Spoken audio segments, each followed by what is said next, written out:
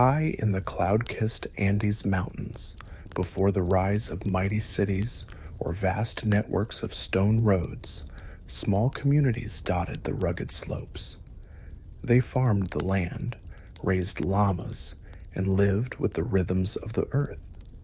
These early Andean peoples laid the quiet foundation for what would later become one of the greatest empires the Americas had ever seen, the Inca Empire.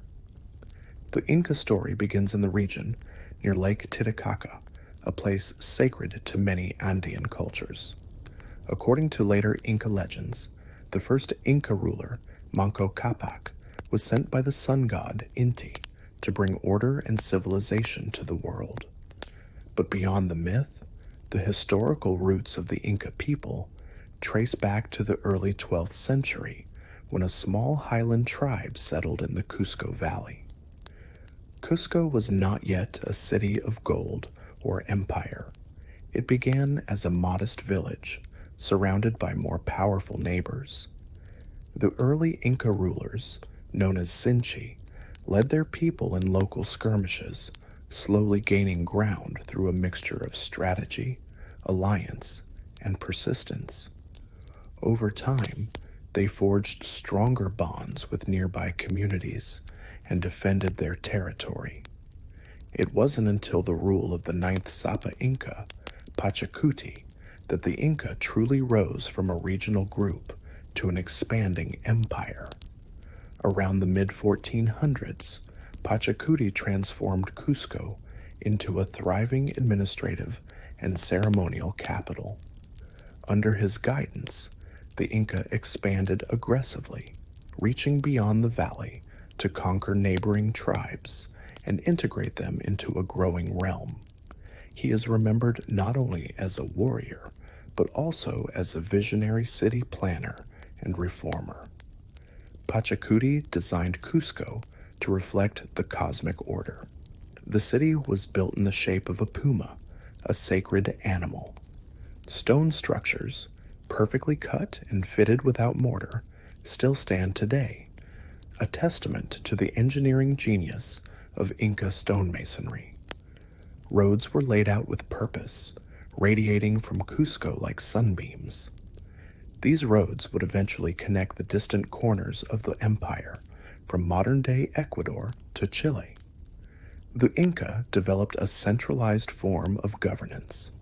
At its center stood the Sapa Inca, considered a descendant of the sun god. His rule was absolute. Yet the strength of the empire did not rely solely on divine right. It was supported by a well-organized bureaucracy, an efficient labor system known as mit'a, and a network of administrators, engineers, and messengers who helped manage the vast and varied terrain. Though the Inca had no written language, they recorded information through a system of knotted cords called quipu, used by trained officials to track everything from census data to harvest yields. Communication across the empire was swift, thanks to the chasquis, relay runners who traveled the roads day and night, delivering messages over incredible distances. Agriculture formed the heart of the Inca world. They built terraces on steep mountainsides to conserve water and soil. Their crops, including potatoes, maize, and quinoa, fed millions. In times of plenty, they stored food in stone granaries called colcas, ensuring survival through droughts and harsh winters. As the 15th century drew to a close, the Inca Empire, known as Tawantinsuyu, the land of the four quarters, was the largest empire in pre-Columbian America. It was a realm of diversity, with over 100 different ethnic groups, yet unified under a single state. It was built not just with stone and labor, but with vision, faith, and the belief that harmony between people, earth, and sky was essential. As night settles over the Andes, the ancient city of Cusco lies quiet. The stars shimmer in the thin mountain air, the same stars the Inca once used to guide their planting seasons. Above the silent plazas and stone temples, the story of a people rising from a valley into empire still echoes in the wind. And so begins the journey through mountains, myths, and memory. As the first light of dawn touched the mountain peaks, life in the Inca Empire stirred gently into motion.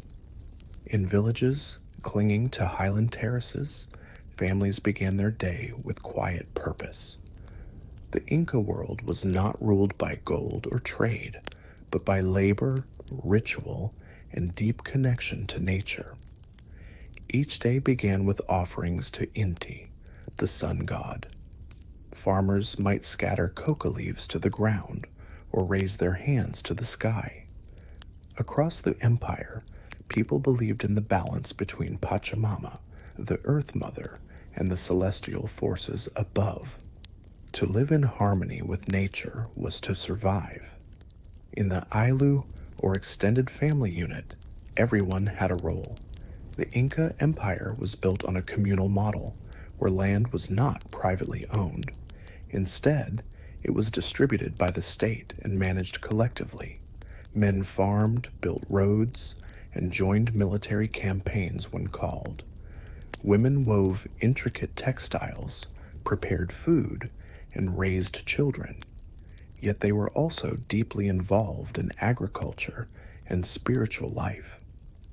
The terraces that cut across the mountains were not only feats of engineering, they were acts of devotion.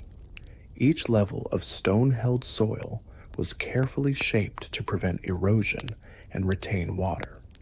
Crops were chosen with precision. Potatoes grew well in higher, colder altitudes, while maize, quinoa, and beans thrived in lower valleys. At mealtime, families gathered for simple yet nourishing food. Boiled potatoes, ground maize, and stews made from squash or beans formed the core of the diet. Occasionally, dried meats like charqui, the ancestor of modern jerky, were added. Meals were modest but filling, designed to fuel hard labor in thin air. Beyond food, the people of the Inca Empire found beauty and pride in clothing. Every region had its own style, but all Inca textiles held deep meaning. Made from alpaca and llama wool, woven with geometric patterns, clothing was not just practical, it told stories of identity, place, and rank. The finest garments, dyed in vibrant colors, were reserved for nobility and religious ceremonies. Children grew up with responsibility. From a young age, they helped their parents and were taught skills they would use for life. Girls learned to spin thread and manage households. Boys learned farming and state rituals. Education was primarily oral, passed down through stories, songs, and observation. The sons of nobility, however, were taught by scholars in Cusco, learning about astronomy, religion, and statecraft. Religion guided much of daily life. Temples stood at the heart of every major settlement, where priests observed the skies and interpreted signs. Festivals marked the seasons. Times of planting and harvest were celebrated with dance, music, and offerings. One of the most sacred ceremonies was Inti Raymi, the festival of the sun, held at the winter solstice in Cusco. It honored Inti and ensured a good harvest in the coming year. Though there was no money in the empire, wealth was measured in labor and productivity. The Mi'a system required everyone to contribute time to public projects, such as building roads, farming state lands, or serving in the military. In return, the state provided food, tools, and protection. It was a social contract grounded in duty and reciprocity. Communication was a marvel of the empire. Without wheels or horses, The Inca relied on a network of chasquis, fleet-footed runners who relayed messages using quipus, knotted cords that conveyed numeric and symbolic information. These runners stopped at tambos, or way stations, along the royal roads, ensuring that news and orders traveled quickly over mountains and valleys. Though most people lived in small villages, they were part of something far larger, a system that stretched across thousands of kilometers, unified by belief, duty, and architecture. From the humblest farmer to the Sapa Inca himself, each person had a place in the grand order of things. As night fell once more over the Andes, families gathered around hearths. The stars above shone like silver dust, just as they had for centuries. In the darkness, stories were told of gods, ancestors, and the sacred mountains themselves, known as Apus, believed to be alive and watching. This was the rhythm of Inca life, steady, communal, shaped by sky and stone, a world built with patience and reverence, one heartbeat at a time. From the highlands of Ecuador to the valleys of northern Chile, and from the Pacific coast to the edge of the Amazon, the Inca Empire extended its reach across the spine of South America.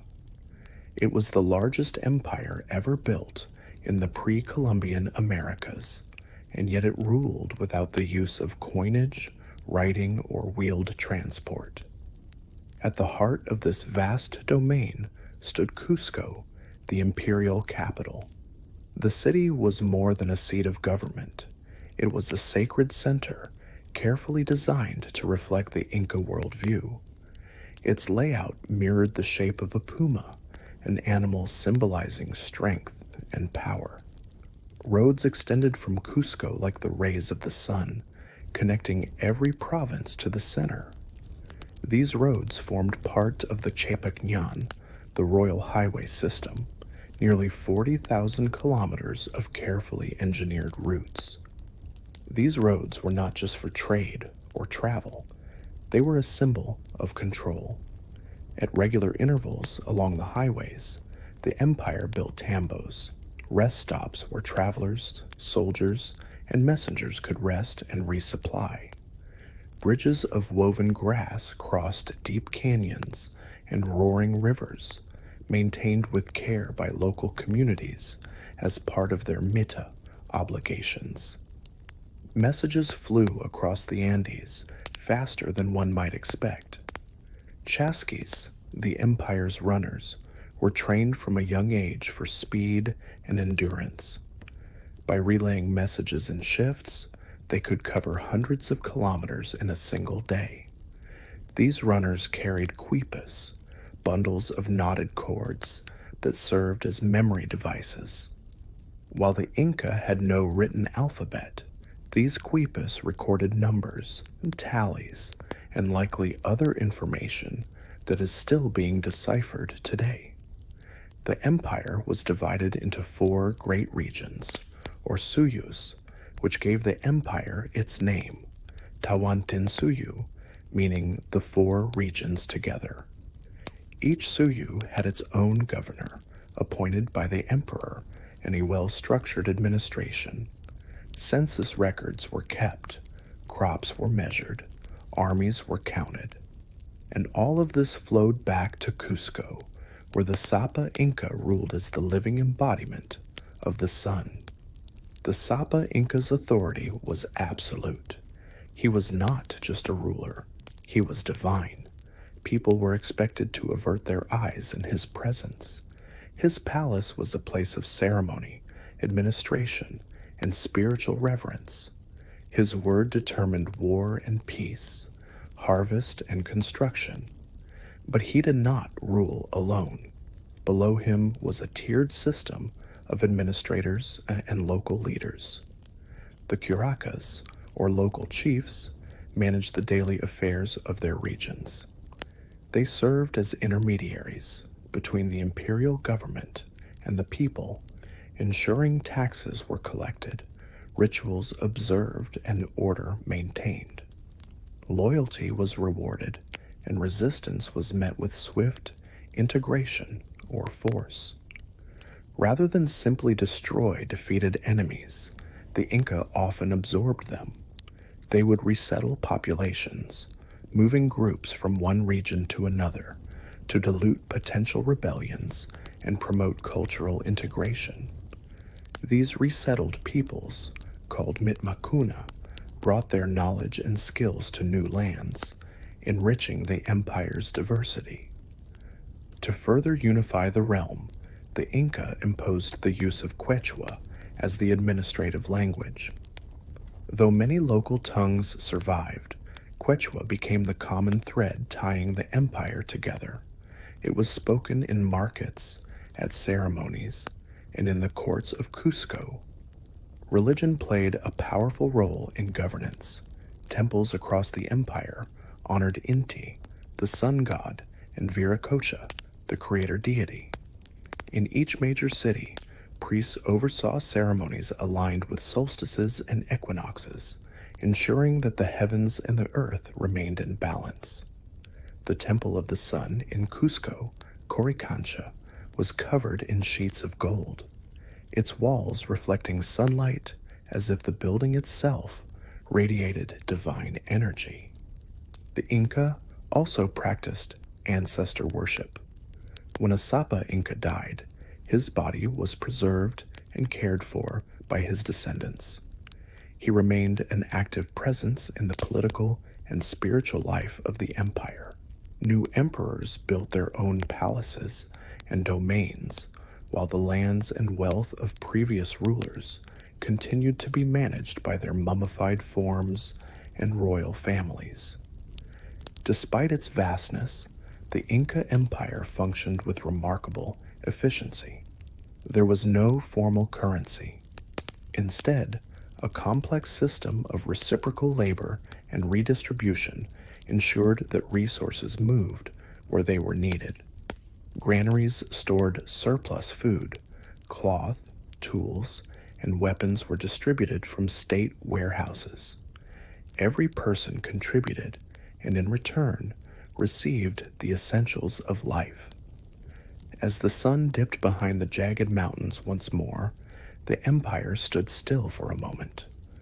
Roads wound through valleys, messengers ran between stations, temples glowed in fading light, and in the capital, Cusco, the Sapa Inca prepared for another day as the heart of a realm that reached toward the sky. For the Inca, the world was more than stone and soil. It was alive, breathing with sacred energy. Every mountain, river, tree, and star carried meaning. Life in the empire was shaped not just by rule and reason, but by a deep spiritual connection to the natural world and the divine. At the center of Inca spirituality stood Inti, the sun god. He was the giver of warmth, light, and harvests. The Sapa Inca claimed descent from Inti himself, and the entire empire was built around reverence for the sun. In Cusco, the Temple of the Sun, Coricancha, was the most important spiritual site in the realm. Its walls were lined with gold sheets and adorned with golden statues of corn, llamas, and sacred beings. During ceremonies, the temple caught the morning sun and shone like fire, but the Inca pantheon was vast. Alongside Inti stood Viracocha, the creator god, said to have formed the heavens, the earth, and all life. Pachamama, the Earth Mother, was honored in every field and harvest. Ilapa, the god of rain and storms, was essential for survival in the rugged climate of the Andes. Each god had a place, a purpose, and a story passed down through generations.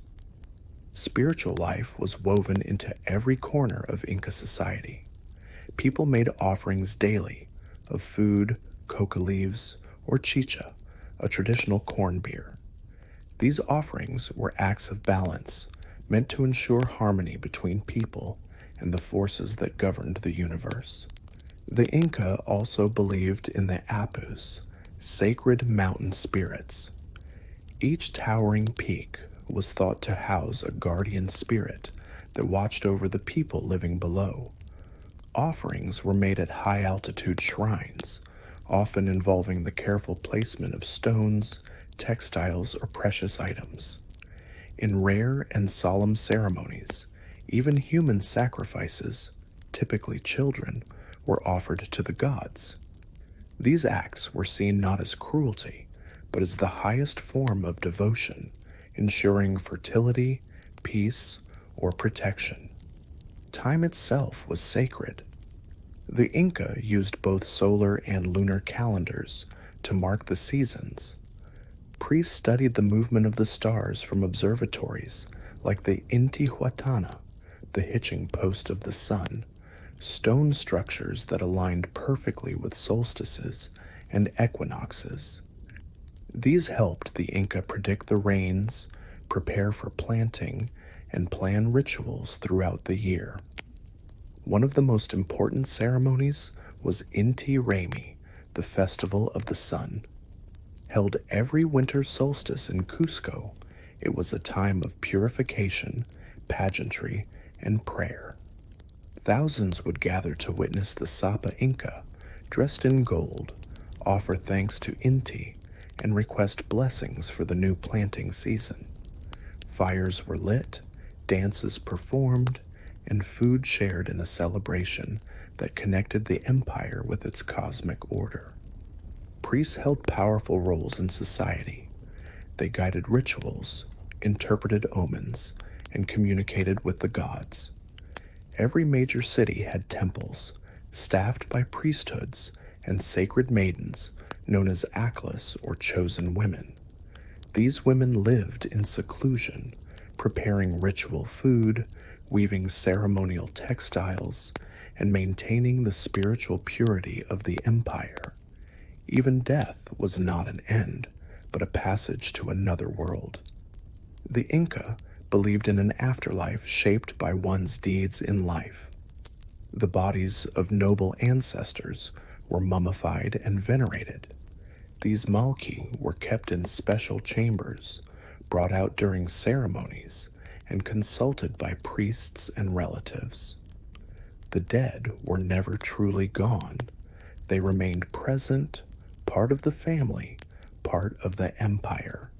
Festivals marked every phase of life and the agricultural calendar, from the Chapak Remi, the royal festival of December, to Airiwa, the time of planting. The people gathered in plazas to sing, dance, and honor the gods.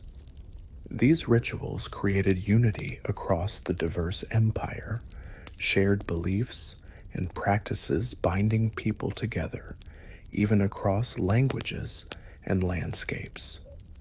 As night blankets the mountains once more, the stars appear overhead, familiar and sacred. The Inca did not only look for constellations made of stars, but also for the shapes formed in the dark spaces between them. To them, the sky was a mirror of the earth, a celestial version of rivers, animals, and sacred signs.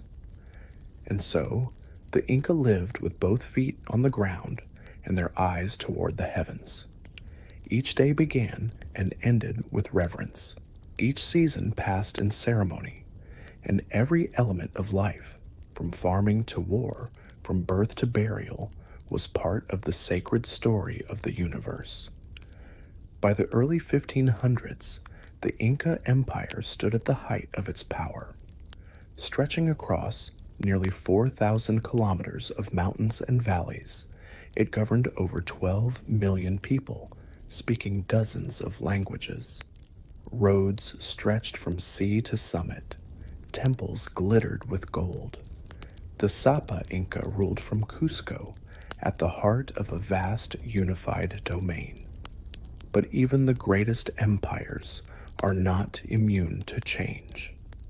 In 1527, Emperor Huayna Capac died suddenly, likely from European disease, though the Inca did not yet know the cause. With his death came division.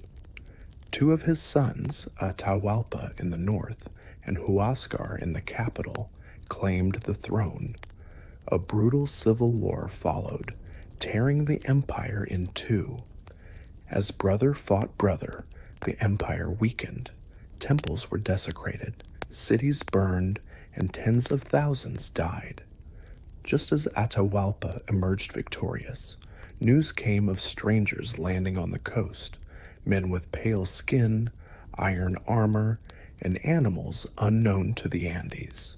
In 1532, Francisco Pizarro, a Spanish conquistador, arrived in the highlands with fewer than 200 men. Armed with steel, horses, and gunpowder, they marched toward Cajamarca, where Atahualpa was resting with his victorious army.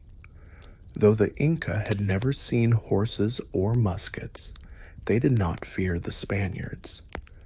Atahualpa agreed to meet them peacefully. It was a trap. In a sudden and devastating ambush, the Spanish seized Atahualpa and slaughtered thousands of his unarmed retinue. The emperor, confused but composed, offered gold and silver for his freedom. The Inca filled rooms with treasure, melted ornaments, statues, and sacred offerings. But even after receiving the largest ransom ever paid in gold, the Spanish did not release him. In 1533, Atahualpa was executed by strangulation. The empire was leaderless.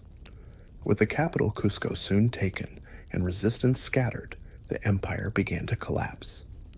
Yet the Inca did not vanish overnight. For decades, uprisings flared. In 1536, Manco Inca, a puppet emperor turned rebel, led a massive revolt against the Spanish occupation. Though his siege of Cusco failed, he retreated deep into the mountains and founded a neo-Inca state in Vilcabamba. There, the last remnants of the Inca royal line held out, resisting colonial rule for over 30 years. It was not until 1572 that the Spanish finally captured and executed Tupac Amaru, the final Inca ruler. With his death, the empire officially ended, but its spirit endures. Even in defeat, the Inca legacy lived on.